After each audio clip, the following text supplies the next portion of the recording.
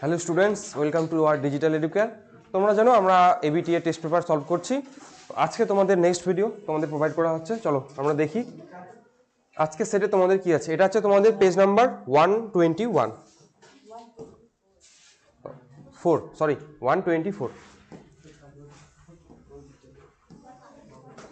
First question তোমাদের যেটা আছে, সবাই একটু দেখো ভালো করে কোশ্চেনগুলো এবং নিজেরা করার চেষ্টা করো। এই আস্তে কথা বলিস না। দেখ, সূর্য শিশির নামক পতঙ্গভুক উদ্ভিদের কর্ষিকাগুলি পতঙ্গদের প্রোটিনের দিকে এটা কোন ধরনের চলন হয় বলো তো? কেমোন্যাস্টি। কোথায়? এই যে, এটা সোজা কোশ্চেন। নেক্সট কোশ্চেন আমাদের 1.2 পড়ো। নিচের বাক্যগুলি পড়ো এবং কোনটি সঠিক নয়, কি বলছে, সঠিক নয় সেটি নির্বাচন করো। দেখো তো কোনটা সঠিক নয়। এসটিএইচ এর কম ক্ষরণের ফলে বামনত্ব হয়, একদম সঠিক, তাহলে এটা হবে না। অ্যাড্রিনালিন হৃদস্পন্দন বাড়িয়ে দেয়, এটাও ঠিক। ইনসুলিনের কম ক্ষরণে ডায়াবেটিস ইনসিপিডাস হয়। আর লাস্টেরটা হচ্ছে থাইরক্সিনের অধিক ক্ষরণে গলগণ্ড হয়। তাহলে আমাদের উত্তর হয়ে যাবে সি নাম্বারটা। ইনসুলিনের কম ক্ষরণে আমাদের ডায়াবেটিস মেলিটাস হয়, ডায়াবেটিস ইনসিপিডাস হয় না। এটা কার ক্ষরণে হয়? এটা কার ক্ষরণে হয়? এ ডি এইচ হরমোনের কম ক্ষরণ। নেক্সট কোশ্চেন, চলো এবার নেক্সট কোশ্চেন কি আছে। তারারন্ধ্রের সংকোচন ও প্রসারণ নিয়ন্ত্রণকারী অংশটি হলো রেটিনা, কোনোভাবেই হবে না। আইরিশ, কর্নিয়া হবে না। কোরোয়েড কি? তারারন্ধ্রের সংকোচন ও প্রসারণ নিয়ন্ত্রণকারী অংশটি হলো আইরিশ হবে না কোরোয়েড হবে? তোমাদের মনে হয় কোনটা? আইরিশ আমাদের, ঠিক আছে। চলো নেক্সট 1.4 নিচের সঠিক জোড়াটি নির্বাচন করো। করো দেখি। বাইপরাগী পলাশ, হ্যাঁ ঠিক বলছে তোমাকে, ঠিক। জলপরাগী আম, পতঙ্গ পরাগী সূর্যমুখী, পক্ষী পরাগী গম। তাহলে আমাদের সঠিক উত্তর হবে পতঙ্গ পরাগী সূর্যমুখী, বাকিগুলো হবে না। এবার এইটা কোন চ্যাপ্টার থেকে নেওয়া? এই কোশ্চেনটা কোন চ্যাপ্টার? সেকেন্ড চ্যাপ্টার থেকে নেওয়া, আমাদের সেটা বুঝতে হবে। এইবার মাইটোসিস কোষ বিভাজনের যে দশায় সিস্টার ক্রোমাটিড দ্বয়কে আলাদা হতে দেখা যায় বলো? সেটা হবে আমাদের অ্যানাফেজ দশা। এটা আমাদের হয়ে গেল, এগুলো সোজা ছিল। নেক্সট, যৌনাঙ্গ ও জনন গ্রন্থির পরিপূর্ণতা ঘটে কোন দশায়? আমরা জানি বয়ঃসন্ধিকালে, এটা হয়ে গেল। নেক্সট, থ্যালাসেমিয়া সংক্রান্ত নিচের কোনটি সঠিক বক্তব্য? এটি এক ধরনের সেক্স ক্রোমোজোম বাহিত রোগ, একদমই না। থ্যালাসেমিয়াতে হিমোগ্লোবিন বেশি তৈরি হয়, একদমই না। থ্যালাসেমিয়া হলো এক প্রকার অটোসোম বাহিত রোগ, এইটাই সঠিক। এরপরটা কি? অক্সিজেন বহন করার ক্ষমতা বেড়ে যায়, বেড়ে যায় না কমে যায়। নেক্সট 1.8 মেন্ডেলের এক সংকর জনন পরীক্ষায় একটি বিশুদ্ধ লম্বা মোটর গাছের সঙ্গে একটি বিশুদ্ধ বেটে গাছের সংকরণ ঘটানো হলে F2 জনুতে প্রাপ্ত সংকর লম্বা মোটর গাছ সংকর লম্বা কতগুলো হয়? 50%। করতেও হলো না এটা। চলো এবার নেক্সট কোশ্চেন 1.9 মানুষের ক্ষেত্রে নিম্নলিখিত ক্রোমোজোমগুলি একটি স্বাভাবিক পুরুষের জন্য প্রযোজ্য, কোনটা হবে বলো তো? পুরুষের জন্য প্রযোজ্য সি নাম্বার, 44টা অটোজোম আর এক জোড়া সেক্স ক্রোমোজোম, সেটা এক্স আর ওয়াই। কসারভেট মডেলের প্রবক্তাকে ওপারিন, আর ফক্সকে মাইক্রোস্পিয়ার মডেলের প্রবক্তা। নেক্সট, নিচের কোন জোড়াটি সঠিক নয়? এবার সঠিক নয় নির্বাচন করো। আলু, বুলবিল, পত্র কি, মুকুল, কচুরিপানা, অফসেট, অফসেট কচুরিপানা, তারপরটা আছে আলু স্ফীতকন্দ। এবার বলো তো এটা কি, বের করো অঙ্গজ জনন। 2 নাম্বার চ্যাপ্টারের অঙ্গজ জনন বের করো, বের করে দেখো কোনটা ঠিক হচ্ছে তোমাদের। আলু, বুলবিল, পাথরকুচি, এটা ঠিক হবে। এবার বুলবিল আলু হবে না স্ফীতকন্দ হবে, ঠিক করো। সঠিক নয় বলছে, হ্যাঁ এটা মাথায় রাখতে হবে, দুইটার মধ্যে একটা হবে। এবার দেখো কোনটা হয়। চোপড়ি আলু, রাঙা আলু, কি লেখা আছে? কি লেখা আছে? আলু কি লেখা আছে? স্ফীত মূল লেখা আছে। আলু না কাণ্ড লেখা আছে? ওটা কি আলু? ওর মিষ্টি আলু না, নর্মাল আলু। হিসাব করো এবার। হ্যাঁ, লাইটটা দেওয়া হয়নি, দেখে নাও কোনটা হবে বলো, কোনটি সঠিক নয়? আলু বুলবিল না আলু স্ফীতকন্দ, কোনটা? অফসেট মানে হচ্ছে খর্বধাবক, এটা কিন্তু হবে না। অফসেট মানে হচ্ছে খর্বধাবক। বের করতে পারতেছে না এখনো, তাই এটাও ঠিক, তাই এটা হবে না। এবার বুলবিল হবে না স্ফীতকন্দ হবে? তাহলে সঠিক হবে আমাদের বুলবিল, আলু হচ্ছে আমাদের স্ফীতকন্দ, এটা হচ্ছে আমাদের ভুল। বাকিগুলো দেখো, উটের লোহিত রক্তকণিকা সংক্রান্ত কোনটি সঠিক তা শনাক্ত করো। ডিম্বাকার নিউক্লিয়াস যুক্ত, নিউক্লিয়াসবিহীন, উটের বলছে, হ্যাঁ, গোলাকার নিউক্লিয়াস যুক্ত, গোলাকার নিউক্লিয়াসবিহীন, কোনটা, কোনটি সঠিক? ডিম্বাকার নিউক্লিয়াস যুক্ত, তাহলে কোনটা হবে? এ নাম্বারটা। নেক্সট, নাইট্রোজেন চক্রে সিউডোমোনাস ব্যাকটেরিয়া কি করে? Denitrification, pseudomonas denitrification. Next, cryo সংরক্ষণে নমুনা বস্তুকে সংরক্ষণ করা হয় কততে? 196। নেক্সট, র্যাফলেশিয়ার অনেকগুলি প্রজাতি দেখা যায়, কোন হটস্পটে পাওয়া যায় র্যাফলেশিয়া? সুন্দারল্যান্ড, I sure? এখানেই পাওয়া যায়। নেক্সট, এবার দেখে নে পরেরগুলা, বল প্রথমটা কি হবে? ড্যাশ উদ্ভিদের প্রভাবে অগ্রমুকুলের প্রাধান্য দেখা যায়, কি হবে? Auxin hormone. নেক্সট, ক্রোমোজোমের যে বিন্দুতে জিন অবস্থান করে, হে রুগলা সোজা কোশ্চেন, লোকাস। তারপরে লিঙ্গদার ও রেণুদার উদ্ভিদের পর্যায়ক্রমিক আবর্তনকে কি বলে? যৌনুক্রম। তারপরে বায়ুথলির সংখ্যা 9টি। তারপর এটা, কোন একটি বাসস্থানে উদ্ভিদ, প্রাণী ও অণুজীব প্রজাতি তাদেরকে জিনগত বৈচিত্র্যের ক্ষেত্রে কি বলে? কোন একটি নির্দিষ্ট বাসস্থানে কি বৈচিত্র্য বলে? ওইখানে কোন একটি, এটাকে বলে বাসস্থানের আলফা বৈচিত্র্য। যদি বলতো দুটি স্থানের মধ্যে তাহলে বলতো বিটা, যদি বলতো একটা বিশাল অঞ্চলের মধ্যে তাহলে বলতো গামা। তারপর এটা দেখো, পশ্চিমবঙ্গের লোহিয়ান দ্বীপ অভয়ারণ্যে ড্যাশ সংরক্ষণ প্রকল্প গড়ে উঠেছে, কুমির লিখে দাও, একটু আগে ও জিজ্ঞাসা করলো। তোর কি এইটা সবার ছিল? এটা ছিল কি তোর? না, চলো এবার নেক্সট, সাইটোকাইনিনের পার্শ্বমুকুলীয় বৃদ্ধি ব্যাহত করে, সত্য না মিথ্যা রে? মিথ্যা। নেক্সট কি হবে? উচ্চ শ্রেণীর উদ্ভিদে রেণু মাতৃকোষের মিয়োসিস বিভাজনের ফলে পরাগরেণু সৃষ্টি হয়, একদম সত্য, ট্রুথ, টি। নেক্সট কি হবে? মানব শিশুর লিঙ্গ নির্ধারণের মাতার ভূমিকা প্রধান, ভুল, ফলস, এফ। কক্সিস একটি নিষ্ক্রিয় অঙ্গ, হ্যাঁ সঠিক। টাইফয়েড একটি জলবাহিত রোগ, হ্যাঁ এটা হলো সঠিক। ফুসফুস ক্যান্সারের প্রধান কারণ হলো ধূমপান, কি? একদম সত্য। নেক্সট, নেক্সট কি আছে আমাদের? ডান স্তম্ভের সঙ্গে বাম স্তম্ভ মিলাও, বলো সেই সেপ কোনটাতে যাবে? মস্তিষ্ক ও শোষণাকাণ্ড কোথায়? তারপর একটা, ক্রোমোজোমে মেরুর দিকে চলন, অ্যানাফেজ 2.14। তারপর একটা, মিরাবিলিস জালাপা, কি হবে মিরাবিলিস জালাপা? কিরে বল, অসম্পূর্ণ পৌরতা আছে? সন্ধ্যামালতির ইংরাজি নাম হচ্ছে মিরাবিলিস জালাপা 2.15।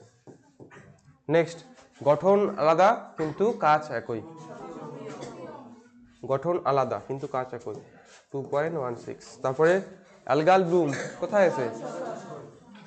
2.17। লিঙ্গ সংযোজিত উত্তরাধিকার কোনটা হবে? বর্ণান্ধতা 2. তাহলে এইটার কোনো কাজে লাগলো না, এটা হয়ে গেল। দেখে নাও সবাই, ঠিক আছে। নেক্সট এইবার আমাদের নেক্সট কি আছে? বৈসাদৃশ্য বেছে নাও, কোনটা হবে বলো তো? টিএসএইচ, জিটিএইচ, এসিটিএইচ, এডিএইচ, কোনটা হবে?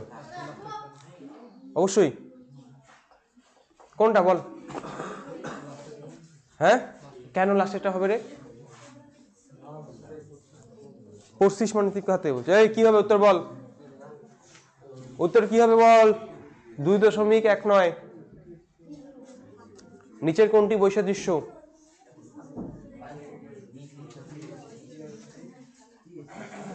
কিরে বলতে পারতেছিস না? এই তিনটাই হচ্ছে অগ্রপিটিউটারি থেকে নিঃসৃত হরমোন, আর এইটা পশ্চাৎ পিটিউটারি। তাহলে বৈসাদৃশ্য হবে এডিএইচ, এইটুকুই পারেন না। নেক্সট, নারকেলের তরল শস্যে কোন হরমোন পাওয়া যায়? তোদের পা গুলো বন্ধ করতো। সাইটোকাইনিন। নেক্সট কি আমাদের? হ্যাঁ, উপযুক্ত শব্দ। উদ্ভিদ কোষ, কোষপাত, প্রাণী কোষ কি হবে?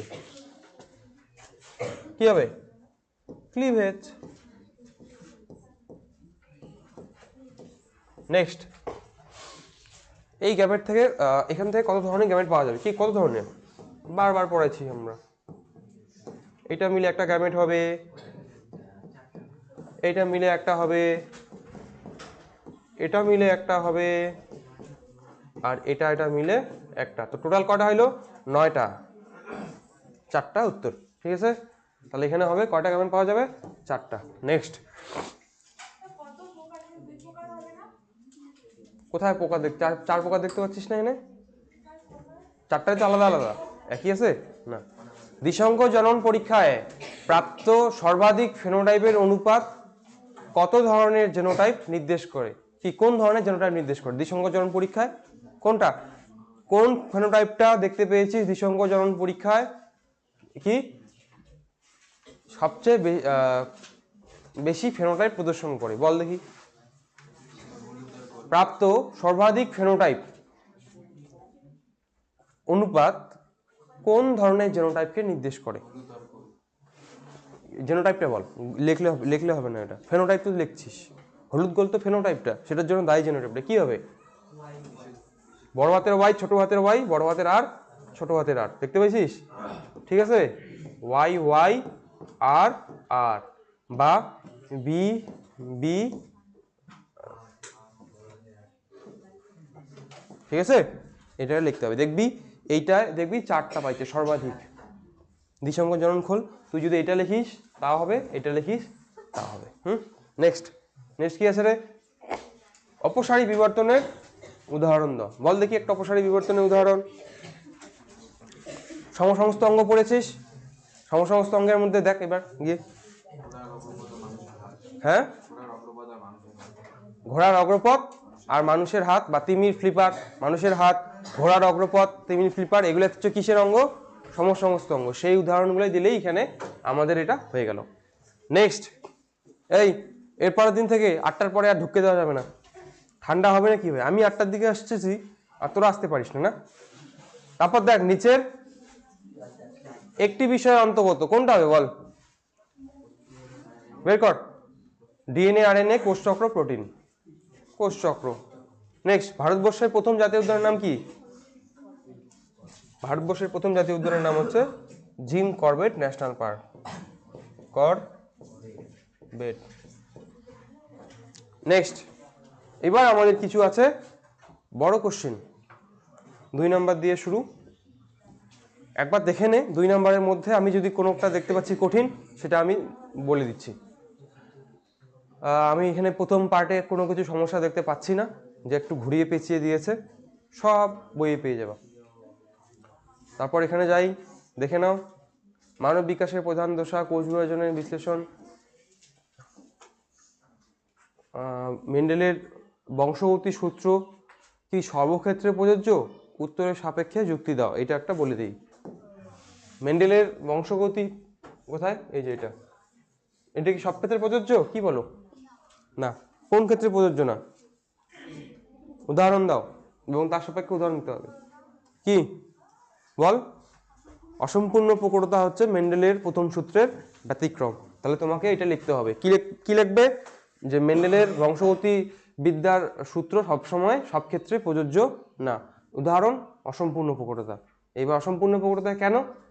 কারণ মেন্ডেলের প্রথম সূত্র আমরা কি জানি, যে যদি একটা প্রকট জিন থাকে তাহলে প্রচ্ছন্ন জিনটা প্রকাশ পাবে না। কিন্তু অসম্পূর্ণ প্রকটতা আমরা দেখতে পাই এই যে এই ফেনোটাইপটা কেমন হয়, গোলাপি হয় না? এইখানে যে বাচ্চা গাছগুলো তৈরি হবে এই আর থেকে, সেখান থেকে কিন্তু ফেনোটাইপটা তৈরি হবে গোলাপি ফুল। এবার মেন্ডেলের সূত্র অনুসারে যদি চলতো তাহলে কি হতো, ফুলটা লাল হতো, তাই না? এইটাকে আমরা কি ধরি, শঙ্কর লম্বা ধরি না, লম্বাই তো, তাই তো? বা এইটাকে আমরা কি ধরি, কালোই ধরি, কালো গিনিপিগে ধরি। কিন্তু এখানে ওই হিসেবে কালোই হতো, কিন্তু লালই হতো। কিন্তু এখানে এই আর জিনটা অসম্পূর্ণভাবে কি হচ্ছে, প্রকাশ পাচ্ছে। তার ফলে এরও বৈশিষ্ট্য কিছু আসছে, এরও বৈশিষ্ট্য কিছু আসছে। এটাই হচ্ছে অসম্পূর্ণ প্রকটতা। তাই অসম্পূর্ণ প্রকটতা লিখে দিলে উত্তর হয়ে গেল। এরপরে দেখো বাকিগুলো। রুই মাছের কোনো কারণে একটি রুই মাছের পটকা ক্ষতিগ্রস্ত হলে মাছের জীবনে কি কি অসুবিধা হতে পারে? কি কি হতে পারে বলো দেখি। এগুলো ডিরেক্ট কোশ্চেন, বাকিগুলো এটা বলো, উত্তর দাও আমাকে। ও জলের মধ্যে ওঠানামা করতে পারবে না, না ও ভাসতে পারবে, না ও ডুবতে পারবে। ঠিক আছে, নেক্সট কোশ্চেন। ওয়াগেল নৃত্যের প্রয়োজনীয়তা তোমরা জানো, বাকিগুলো আমার কোনো সমস্যা দেখতে পাচ্ছি না। চলো বড় কোশ্চেনগুলো দেখি তো কি কি আসছে। বড় কোশ্চেনের মধ্যে তোমরা বারবার একটা জিনিস লক্ষ্য করবে, এখানে অ্যানাফেজ দশা আসছে। অ্যানাফেজ দশা এবার চলে আসছে পরীক্ষায়, তাই এটা নিয়ে মাথা ঘামানোর দরকার নেই। এবার কি আছে, চোখ। যারা যারা পাস করতে চাও খুব ভালো করে, তার চোখটা খুব ভালো করে ছবি প্র্যাকটিস, যাতে 5-এ পাস পেয়ে যাও। বাকিগুলো দেখো। ফার্নের অনুক্রম বলছে, তারপর কোথায় দেখলাম তোমার বন্ধু, এই যে মাইটোসিসের কোষ বিভাজন প্রোফেজ দশায়, দাঁড়াও একটু ইয়েটাকে বড় করে দিই। কি আছে এটা দেখতো, মাইটোসিসের বিভাজনের প্রোফেজ দশায় কোষের কি কি অঙ্গ সংস্থানগত পরিবর্তন হয় তা উল্লেখ করে তোমার বন্ধুর বাড়িতে একটি সুস্বাদু আম গাছ। এটা কেমন, কোন কোন উপায়ে তুমি এই কাজটি সম্পন্ন করবে ধারণা দাও। ওই এরা এখানে কোশ্চেনটা ইয়ে করে দিছে, কোশ্চেনটা এখানে ভুল আছে। হ্যাঁ, প্রোফেজ দশায় কি কি উল্লেখ করো, এখানে এইটা শেষ, এখান থেকে আলাদা কোশ্চেন একটা ওরা একসঙ্গে দিয়ে দিছে। কি তোমার বন্ধুর বাড়িতে একটি সুস্বাদু আম গাছ আছে, তুমি নিজের বাড়িতে ওই একই ধরনের আম গাছ লাগাতে চাও, তুমি কোন কোন উপায়ে সেটা কাজটি সম্পন্ন করবে বল এবার আমাকে, কোন উপায়ে তোরা সম্পন্ন করবি কাজটা। এক হচ্ছে ফরাক যোগ করে কিভাবে করবি তুই, সেটা বলতে হবে যে তুই, হ্যাঁ একটা হচ্ছে শাখা কলম করতে পারবি। কি করবি, গাছের মধ্যে গিয়ে মাটি দিয়ে একটু ছালটা উঠিয়ে নিয়ে সেখানে কৃত্রিম হরমোন প্রয়োগ করে, অক্সিজেন প্রয়োগ করলে কি হবে, মূলের বৃদ্ধি তাড়াতাড়ি হবে। এবং সেইখানে কি করবি, তারপর শাখাটাকে মাটি দিয়ে বেঁধে রাখবি, তারপরে সেটা এখান থেকে মূল বের হবে এবং তারপর এই শাখাটিকে কেটে তুই মাটিতে লাগালে একটা উপায়। আরটা আছে জোর কলম। জোর কলমে কি করবি, এই গাছের একটা ডাল কেটে তোর বাড়িতে আরেকটা আম গাছের সঙ্গে গিয়ে জোড়া লাগাবি, এটাকে আমরা বলি কি, জোর কলম। আর কোনো উপায় আছে, আরটা আছে গাছের ফল।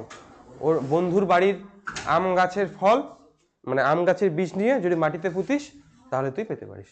আর কোনো কোশ্চেন দেখতো, কোনো সমস্যা আছে নাকি?